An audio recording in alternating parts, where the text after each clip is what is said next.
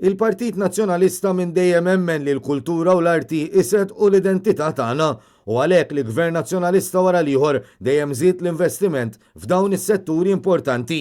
Hekk qal il-kap tal-Partit Nazzjonalista Bernard Grech waqt laqgħa mal-uffiċjali tal-Assoċjazzjoni Maltija għall-Industrija tad-Divertiment u l-Arti l-MIA fl-uffiċċju tiegħu fid-Dar Ċentrali. Bernard Grech qal li l-Partit Nazzjonalista jemmen li l-aċċess għall kultura u l-arti u dritt universali. Għaldaqstant il-Partit Nazzjonalista jrid jara li dawn is-setturi ma jkomplux jaqilgħu daqiet kawża tal-pandemija tal-coronavirus.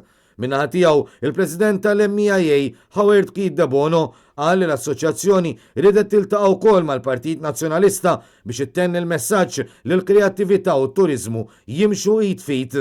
Akkumpanjat mill-Viċi President Tony Attard, De Bono qal li partikolarment fi żmien il-pandemija għandna nkomplu naraw li dawn is-setturi jibqgħu priorità u li jingħataw l-attenzjoni meħtieġa.